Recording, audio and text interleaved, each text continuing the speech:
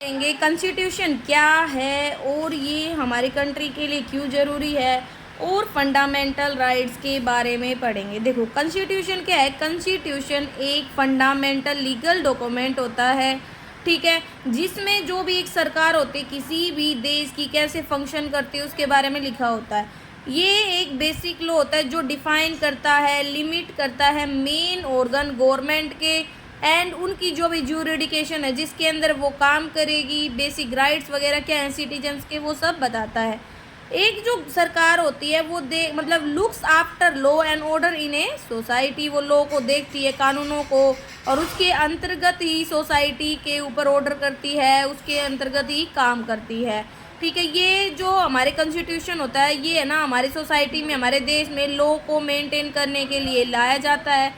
लेकिन कहता है कि गवर्नमेंट लॉ नहीं बना सकती, एडमिनिस्ट्रेट नहीं कर सकती एक कंट्री को खुद की अपने विहिम्स ओन विहिम्स एंड फोर्सेस के अकॉर्डिंग, ठीक है। ये काम करती है जो भी बेसिक लॉज है लैंड के उनके अकॉर्डिंग। जो कॉन्स्टिट्यूशन होता है उसमें उन लॉज के बारे में लिखा होता है, जो एक सोर्स होते हैं जिसके अंतर्गत रूल रेगुलेशन है ना, वो किसी भी कंट्री के गवर्नेंस के लिए बनाए जाते हैं, जिनके अंतर्गत एक सरकार रूल करती है। इन इंडियन कॉन्स्टिट्यूशन इंडिया है ना have solemnly resolved to constitute India into a sovereign, socialist, secular, democratic and republic country में बांटा गया है। Justice, social and economic and political liberty of thought, ये expression, belief, faith and worship, equality of status and opportunity. कहता है कि भाई justice, न्याय, सोशल, सामाजिक, इकोनॉमिक, पॉलिटिकल लिबर्टी होती है स्वतंत्रता थॉट की, एक्सप्रेस कर सकते हो, बिलीफ, फेथ और पूजा कर सकते हो किसी भी भगवान की, इक्वलिटी ऑफ स्टेटस, चाहे भाई अमीर हो गरीब हो हर किसी को मतलब इक्वल स्टेटस मिलेगा एंड अपॉर्चुनिटीज़ मिलेंगी, ठीक है। तो ये सब इसमें बताया है। तो कहता है कि हमारे कॉन्स्टिट्यूशन असेंबली में 26 डे ऑफ नवंबर मतलब 26 नवंबर 1949 को अडोप्ट किया गया था, ठीक है। सो इसीलिए हम कह सकते हैं कॉन्स्टिट्यूशन ज़रूरी होता है किसी भी देश के लिए, प्रोटेक्ट करने के लिए उसके सिटीजन्स को एंड ऑर्डर को मेंटेन करने के लिए, उन्हें राइट देने के लिए एंड कुछ ड्यूटीज़ देने के लिए। तो यही बताया गया है। देखो जो हमारा कॉन्स्टिट्यूशन है उसने हमें 6 फंडामेंटल राइट्स दिए हैं। पहले 7 थे, राइट टू प्रॉपर्टी जो आर्टिकल 31 में आता था, बाद में इसे रिमूव कर दिया था। और जो हमारे फंडामेंटल राइट्स हैं वो पार्ट 3 ऑफ इंडियन कॉन्स्टिट्यूशन में आते हैं। ये 12 से 35 आर्टिकल के अंदर डिफाइन किए गए हैं। तो इंडियन कॉन्स्टिट्यूशन मेंशन करता है कुछ इंपॉर्टेंट राइट्स सिटीजन्स के। ये जो राइट्स हैं ये फंडामेंटल है 2 तरीके से। पहला तो जो कॉन्स्टिट्यूशन है वो हमें इन राइट्स के बारे में बताता है, देता है और गारंटी देता है कि हम बिलीव करें, ठीक है। ये ज़रूरी है हर सिटीजन्स के लिए वो प्रॉपरली काम करे क्योंकि वो एक डेमोक्रेटिकली कंट्री में रह रहा है। दूसरा, effective procedure for the enforcement of these fundamental right, वो गारंटी किया जाता है कॉन्स्टिट्यूशन के द्वारा खुद से।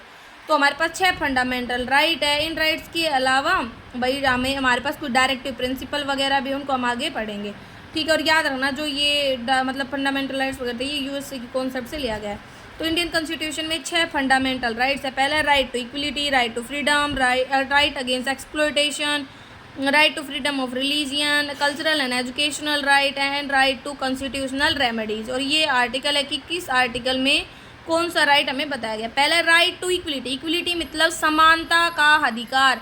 ये राइट टू इक्वलिटी इम्पोर्टेंट है हमारे सोसाइटी के लिए, पर्टिकुलरली जो भी मतलब ऐसे जगह हैं जहाँ पे इनइक्वलिटी एग्जिस्ट करती है। क्यों? क्योंकि राइट टू इक्वलिटी है ना हमें भाई ये कहता है कि caste, religion, place of birth, race के बेस पर कोई भी डिस्क्रिमिनेशन नहीं होना चाहिए, ठीक है। जो कॉन्स्टिट्यूशन है वो गारंटी देता है कि हर सिटीजन को इक्वली प्रोटेक्ट किया जाएगा लॉ के द्वारा। Equality before the law is ये बेसिक फंडामेंटल राइट है जो आर्टिकल 14 में आता है, ठीक है। लेकिन कहता है कि ये हमें ना मतलब एक स्ट्रॉन्ग कहता है कि it places the strong and handicapped on the same footing in the race of life, भाई रेस जाति के अकॉर्डिंग भी कोई भेदभाव ना हो, सोशल जस्टिस हर किसी को मिले, ठीक है, कोई भी इनइक्वलिटी ना हो। मतलब एक टाइप से कहे देखो इसने अबोलिश कर दिया था राइट इक्वलिटी ने मतलब टचेबिलिटी का अधिकार, भाई ऐसे नहीं हो तो छुआछूत को दूर किया, ठीक है। जो भी मतलब मिलिट्री और जो एकेडमिक वंस होते थे उनमें जो भी भेदभाव होता था उसको दूर किया। SC ST जो या इकोनॉमिक वीकर सेक्शन थे उनको राइट दिए, उनको प्रोटेक्ट किया। तो ये सारी इक्वलिटी में है। मतलब किसी भी इंसान के साथ आप कास्ट, रिलीजियन, बर्थ और पैलेस के अकॉर्डिंग कोई डिस्क्रिमिनेशन नहीं कर सकते, हर किसी को इक्वल ट्रीट किया जाएगा, ठीक है। हर किसी को इक्वल माना जाएगा, कोई भी छोटा बड़ा ऐसे नहीं कर सकते। इक्वलिटी ऑफ अपॉर्चुनिटी होगी, इक्वलिटी ऑफ ट्रीटमेंट होगी। पहले the weak and the strong on par, मतलब चाहे जो वीक है और जो भाई स्ट्रॉन्ग, उन दोनों को एक ही पार पर, मतलब एक ही सीमा माना जाएगा, अलग अलग नहीं माना जाएगा, ठीक है, सोशल जस्टिस के मानने में। फिर राइट टू फ्रीडम, फ्रीडम होती है स्वतंत्रता का अधिकार। जो राइट होता है फ्रीडम को, वो एक्चुअली है ना क्लस्टर है बहुत सारे अधिकारों का, मतलब ग्रुप है। तो इसमें क्या कहते हैं फ्रीडम में, भैया आप है ना, भैया आपको बोलने का पूरा अधिकार है। Freedom of speech and expression, आप अपने व्यूज फ्रीली एक्सप्रेस कर सकते हो। Freedom to assemble peacefully and without harm, मतलब आप कहीं भी ग्रुप बनाकर इकट्ठा हो जाए, लेकिन आपके पास कोई हथियार वगैरह नहीं होना चाहिए, आप अपने आइडियाज़ को फ्रीली बोल सकते हो। फ्रीडम टू फॉर्म एसोसिएशन, मतलब ग्रुप बना सकते हो, यूनियंस बना सकते हो, आप है ना पूरे देश में कि भाई फ्रीली मूव कर सकते हो, कहीं भी रह सकते हो हमारे देश के किसी भी हिस्से में, ठीक है। और कोई भी प्रोफेशन के लिए काम कर सकते हो, प्रैक्टिस कर सकते हो, कोई भी व्यवसाय चला सकते हो, ठीक है। तो ये हमारे सारे हैं राइट टू फ्रीडम में। लेकिन कुछ रिस्ट्रिक्शंस भी हैं जो हमारी भाई देश की संप्रभुता वगैरह या इंटीग्रिटी के अगेंस्ट में हो, तो इसमें कुछ रिस्ट्रिक्शंस भी होते हैं। इसका मतलब ये कि अगर राइट्स है जो यूज़ किए जाते हैं इस तरीके से कि वो हमारे देश की इंटीग्रिटी के अगेंस्ट में जाए, तो जो गवर्नमेंट है वो रिस्ट्रिक्ट कर सकती है, ठीक है, और मोरलिटी वगैरह के अगेंस्ट में हो। तो नेक्स्ट है राइट अगेंस्ट एक्सप्लॉयटेशन। एक्सप्लॉयटेशन का मतलब होता है शोषण के विरुद्ध अधिकार। इंडियन कॉन्स्टिट्यूशन बैन करता है ट्रैफिकिंग को। ट्रैफिकिंग होता है कि भाई मतलब जो भी लेडीज़ लगा लो, छोटे बच्चे लगा लो, इधर से उधर उनको ना ट्रैफिकिंग कर, तस्करी करना, उनको दूर ले जाकर काम वगैरह करवाना, उनका शोषण करना। तो यही है ट्रैफिकिंग के को मतलब अगेंस्ट में ये भाई जैसे ह्यूमन बींग को खरीदने बेचने पर रोक लगाता है, ठीक है, क्योंकि ना उन्हें और भाई उनके ऊपर प्रेशर से काम करवाने पर लोग, क्योंकि ना उन्हें बहुत कम वेजेस दी जाती थी और उनसे बहुत ज़्यादा काम करवाया जाता था, जिन्हें हम बैगर बोल देते हैं, या बिना किसी वेजेस से उनके काम करवाया जाता था। इस पर रोक लगाता है। और जो भी बच्चे हैं जो 14 साल की एज तक है, उनके काम करने पर फैक्ट्रीज़ में, माइंस होते हैं, खदाने वगैरह में, उनके एम्प्लॉयमेंट पे भी रोक लगाता है। तो यही है ना कॉन्डमेंट करता है वुमेन ट्रैफिकिंग को, चाइल्ड लेबर को, फोर्स लेबर को। नेक्स्ट आता है right to freedom of religion. Religion होता है, रिलीजन मतलब धर्म, आप किसी भी धर्म को मान सकते हो, किसी भी धर्म की पूजा कर सकते हो, ठीक है, वो आपका है ना फंडामेंटल राइट है। इंडिया एक सेक्युलर स्टेट एंड धार्मिक देश है। सेक्युलर स्टेट का मतलब दो चीज़ें, फर्स्ट की जो डिसीजन होता है स्टेट का वो ना किसी रिलीजियस धर्म के अकॉर्डिंग नहीं लेना चाहिए। दूसरा, जितने भी रिलीजियस हैं वो ना इक्वल होंगे हर किसी के लिए। एक secular state however does not mean that citizen can't, मतलब इस सेक्युलर स्टेट का मतलब ये नहीं है कि आप अपने धर्म की प्रैक्टिस नहीं कर सकते। इंडियन कॉन्स्टिट्यूशन फ्रीडम देता है रिलीजियन की, हर सिटीजन अपने धर्म का प्रचार कर सकता है, प्रैक्टिस कर सकता है। रिलीजियन कम्युनिटी है ना चैरिटेबल इंस्टीट्यूशन वगैरह बना सकती हैं, लेकिन ऐसा नहीं होगा कि खुद की मतलब रिलीजियन एजुकेशन को हम ऐसे नहीं कह सकते। जैसे स्कूल है प्रॉपर हमारा, उसमें हम ये नहीं कह सकते सिर्फ मैं हिंदू लोगों को ही पढ़ाऊँगा, मतलब हर किसी को शिक्षा का अधिकार है, इक्वलिटी का अधिकार है। तो ये हर पीपल को फ्रीडम है, ठीक है, कमेंट्स करने का, right to preach practice and propagate religion of their choice, ठीक है, वो अपने धर्म को चूज़ कर सकते हैं जो भी वो चाहे। ओके, ऐसा कुछ नहीं है। जैसे भाई पंजाबी लोग होते हैं पगड़ी बांधते, तो हम ऐसा थोड़ी ना उनको भाई मतलब अगेंस्ट कुछ कह सकते हैं। वो उनको भाई खुशी है, वो उसको पसंद करते हैं। Cultural and education right. India एक कंट्री है, बहुत सारे धर्म, लैंग्वेज एंड कल्चर का कम्बिनेशन है। इंडियन कॉन्स्टिट्यूशन स्पेशल मेजर्स लेता है प्रोटेक्ट करने के लिए राइट ऑफ माइनॉरिटीज़ को। Any community which has a language, जिसकी कोई भाई भाषा है, स्क्रिप्ट है, खुद के रूल्स है, राइट्स हैं, तो वो उनको बचा सकती है, डेवलप कर सकती है। कोई भी सिटीजन है ना डिस्क्रिमिनेट नहीं किया जा सकता फॉर एडमिशन इन स्टेट, मतलब भाई किसी भी इंस्टीट्यूशन वगैरह में धर्म के, लैंग्वेज के, मतलब हर किसी को पढ़ने का अधिकार है, फ्रीडम का अधिकार है। उसको ना भाई ऐसे नहीं कह सकते कि आप इसी एजुकेशन इंस्टीट्यूशन में हम आपको एडमिशन नहीं देंगे कास्ट के बेस पर, अमीरी गरीबी के बेस पर, लैंग्वेज पे, ऐसा कुछ नहीं हो सकता। आर्टिकल 30 हमें क्या बताता है, right of minorities to establish and administer education instruction, मतलब सभी माइनॉरिटी चाहे वो किसी भी धर्म के हो, किसी भी लैंग्वेज के हो, ठीक है, उनके पास अधिकार है एडमिनिस्टर करने का एजुकेशनल इंस्टीट्यूशन, जो भी वो अपनी चॉइस का चाहे उसमें वो एडमिशन ले सकता है।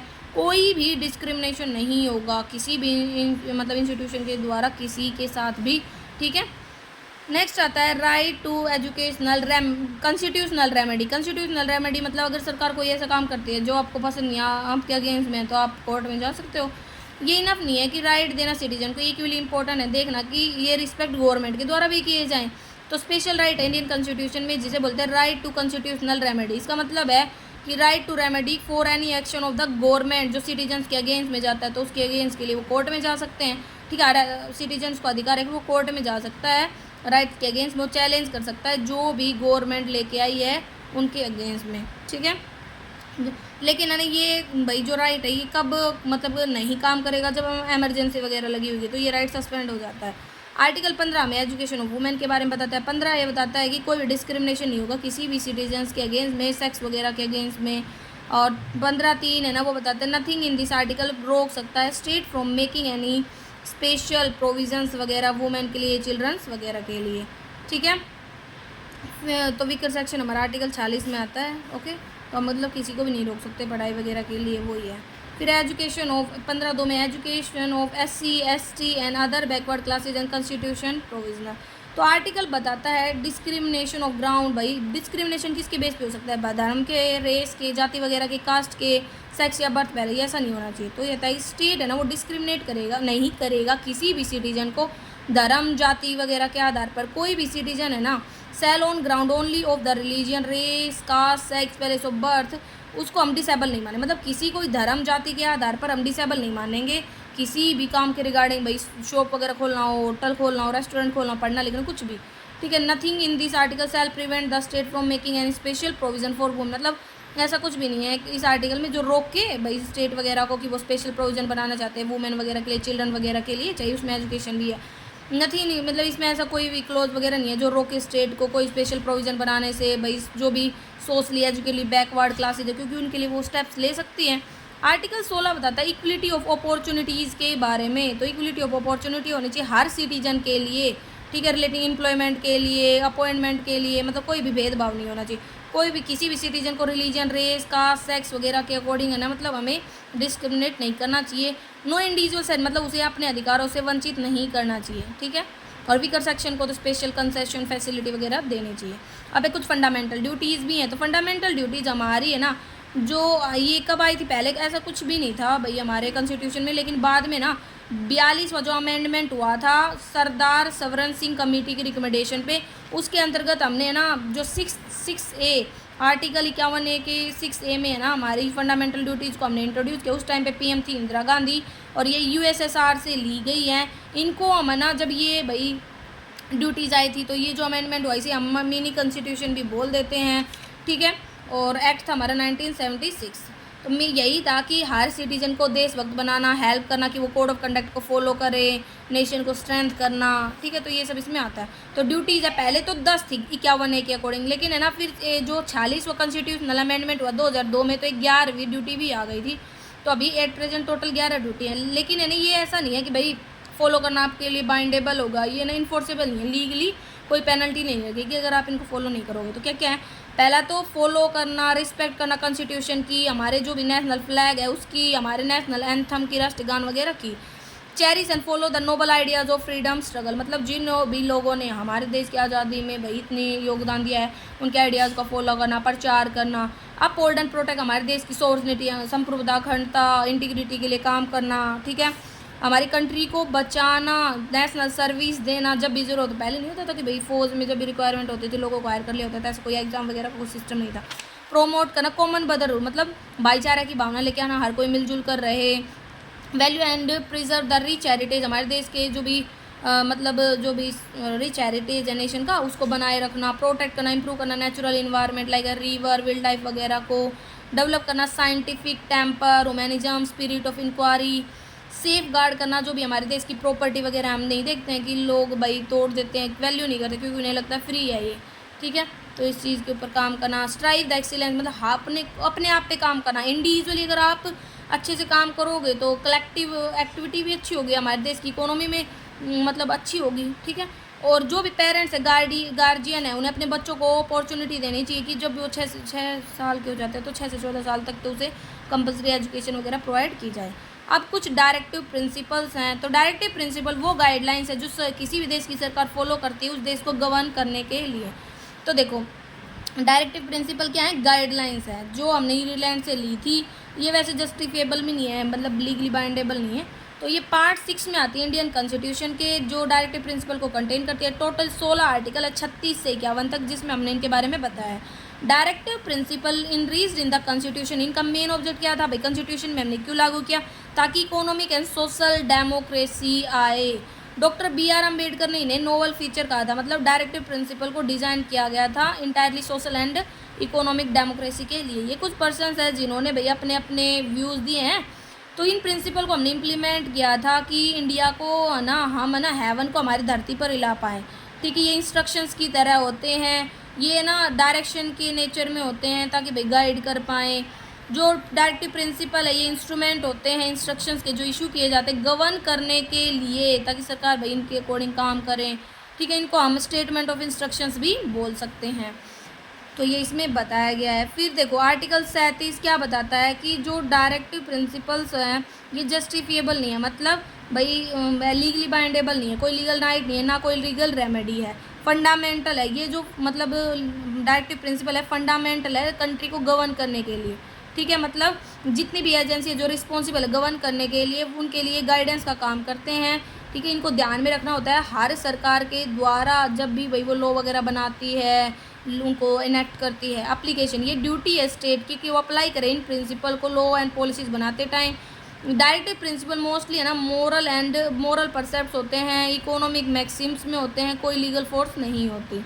ठीक है, तो ये very comprehensive political social and economic programmes होते हैं मॉडर्न डेमोक्रेटिक स्टेट्स के। तो ये इसमें बताया गया है। अब बात आती है पर्पज़ क्या है डायरेक्टिव प्रिंसिपल्स का। तो यही है पर्पज़, पहला तो गवर्नेंस के लिए, मतलब जो आर्टिकल 37 है कॉन्स्टिट्यूशन का क्लियरली बताता है कि ये जो डायरेक्टिव प्रिंसिपल हमें पता है जस्टिफिएबल तो है नहीं, लेकिन फिर भी ये हमारे देश की गवर्नेंस में हेल्प करते हैं, जो फॉलो किया जाता है स्टेट वगैरह के द्वारा लॉ वगैरह बनाने में, पॉलिसीज़ बनाने में। दूसरा economic and social justice provide करवाते हैं, जो भी हमारे वीकर सेक्शंस वगैरह हैं, सिटीजन्स हैं उनको। गाइडिंग प्रिंसिपल सरकार के लिए भी 3 organs like executive, legislator and judiciary, जो भी एडमिनिस्ट्रेशन कर रही है उनके लिए। फिर है एस्टैब्लिश करते हैं सोशल एंड इकोनॉमिक डेमोक्रेसी। तो जो पार्ट 3 है कॉन्स्टिट्यूशन को डील करता है फंडामेंटल राइट से, जो बताते हैं फाउंडेशन पॉलिटिकल डेमोक्रेसी की। ठीक है, but our founding father were aware of the fact that कि जो पॉलिटिकल डेमोक्रेसी है ना वो सोशल और इकोनॉमिक डेमोक्रेसी की अब्सेंस में एस्टैब्लिश नहीं हो सकती, इसीलिए डायरेक्टिव प्रिंसिपल जरूरी होते हैं। वेलफेयर लेके आते हैं लोगों का, इनइक्वलिटी को हटाते हैं। तो ये सारे हमारे पर्पज़ है डायरेक्टिव प्रिंसिपल के। अब है इम्पोर्टेंस। तो पहला है पब्लिक ओपिनियन को सपोर्ट करना। जो डायरेक्टिव प्रिंसिपल है वो इंजॉय करते हैं सपोर्ट ऑफ पब्लिक ओपिनियन। कोई भी मतलब मॉडर्न डेमोक्रेटिक गवर्नमेंट है ना वो पब्लिक के ओपिनियन को इग्नोर नहीं कर सकती, मतलब स्टेट हो चाहे सेंट्रल हो, पब्लिक ओपिनियन को इग्नोर नहीं कर सकते। और याद रखना 3 टाइप के होते हैं directive principle, socialist, Gandhian and liberal. Next है एजुकेशन वैल्यू। जो डायरेक्टिव प्रिंसिपल होते हैं उनकी बहुत ज़्यादा एजुकेशन वैल्यू है, वो ध्यान में रखते हैं। They will keep imparting instructions to the posterity of higher values which the founding father, मतलब दिमाग में रखते हैं जब भी वो कॉन्स्टिट्यूशन को बनाते हैं। ठीक है, नेक्स्ट है useful maxim for national unity. मतलब कहता है कि ये जो हमारे डायरेक्टिव प्रिंसिपल हैं ये बहुत ज़्यादा मतलब यूज़फुल है भाई हमारे देश को यूनाइट करने में। ठीक है, इंडिया प्रश्यू और act upon the same principle और ideal it will certainly go a long way in fostering national cohesion, मतलब मिलजुल कर काम करना, नेशनल यूनिटी लेके आना। मोरल प्रीसेप्ट्स के लिए भी यूज़फुल होते हैं। जो डायरेक्टिव प्रिंसिपल है ये मोरल प्रिंसिपल हैं जो इंस्पायर करते हैं स्टेट्स को काम करने के लिए, सभी लोगों के भलाई के लिए। ठीक है, कोई लीगल सैंक्शन तो है नहीं वैसे तो। Beacon for the court. Beacon for the court मतलब प्रकाश का काम करते हैं। बहुत सारे एग्जाम्पल हैं जहाँ पे जो कोर्ट है वो रिकॉग्नाइज करते हैं डायरेक्टिव एंड प्रिंसिपल्स को, जो गाइडलाइंस हैं डिलीवर करते time, judgements and interpreting the constitution. ये वैल्यूएबल गाइडलाइंस होती है, मतलब अंधेरे में हमें ना प्रकाश दिखाने का काम करते हैं स्टेट्स को, इन्हें ऑनेस्टली इम्प्लीमेंट करना चाहिए। वेलफेयर स्टेट्स के लिए एक आइडल का काम करते हैं, ट्रू स्पिरिट लेके आते हैं। और foundation on economic democracy. Democracy एक ट्रैंगल होता है social, economic and political freedom का। अल्तो फंडामेंटल राइट तो सिर्फ पॉलिटिकल एंड सोशल डेमोक्रेसी लेके आते हैं, लेकिन कंप्लीट लाने के लिए हमारे पास है ना डायरेक्टिव प्रिंसिपल इंपॉर्टेंट होते हैं। तो तीनों चीज़ें social, economic and political freedom आ जाती हैं। फंडामेंटल है देश की गवर्नेंस के लिए, कंट्रोल करने के लिए, मैनेज करने के लिए, गाइड करने के लिए। कंक्लूजन ये है कि ये जो प्रिंसिपल ये आउटकम है फार साइडनेस का, मतलब फ्यूचर को देखते हुए बनाए गए हैं। कोई भी गवर्नमेंट है ना फ्यूचर में अफोर्ड नहीं कर सकती इनको इग्नोर करना। ठीक है, अब डायरेक्टिव प्रिंसिपल 41 हमें किसके बारे में बताता है?